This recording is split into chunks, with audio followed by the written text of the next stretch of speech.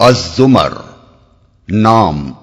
اس سورہ کا نام آیات نمبر 71 اور 73 وسیق الذین کفروا الی جہنم زمرا اور وسیق الذین اتقوا ربہم الی الجنۃ زمرا سے ماخوذ ہے۔ مطلب یہ ہے کہ وہ سورہ جس میں لفظ زمر آیا ہے۔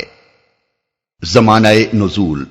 آیت نمبر 10 وَأَرْضُ اللَّهِ وَاسِعَةٌ سے اس امر کی طرف صاف اشارہ نکلتا ہے کہ یہ سورت ہجرت حبشہ سے پہلے نازل ہوئی تھی۔ بعض روایات میں یہ تصریح آئی ہے کہ اس آیت کا نزول حضرت جعفر بن ابی طالب اور ان کے ساتھیوں کے حق میں ہوا تھا جبکہ انہوں نے حبشہ کی طرف ہجرت کا عزم کیا۔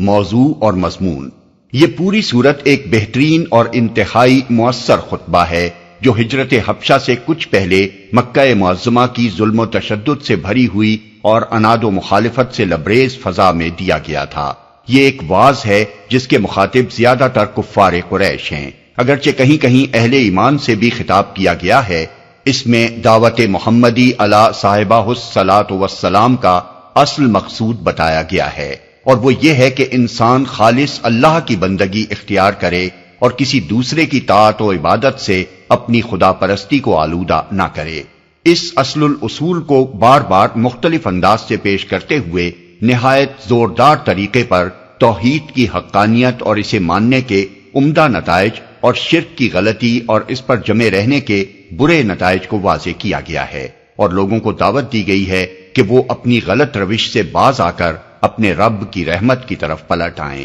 اسی سلسلے میں اہل ایمان کو ہدایت فرمائی گئی ہے کہ اگر اللہ کی بندگی کے لیے ایک جگہ تنگ ہو گئی ہے تو اس کی زمین وسیع ہے، اپنا دین بچانے کے لیے کسی اور طرف نکل کھڑے ہو، اللہ تمہارے صبر کا اجر دے گا۔ دوسری طرف نبی صلی اللہ علیہ وسلم سے فرمایا گیا ہے کہ ان کفار کو اس طرف سے بالکل مایوس کر دو کہ ان کا ظلم و ستم کبھی تم کو اس راہ سے پھیر سکے گا، اور ان سے صاف صاف کہہ دو کہ تم میرا راستہ روکنے کے لیے جو کچھ بھی کرنا چاہتے ہو کر ڈالو، میں اپنا یہ کام جاری رکھوں گا۔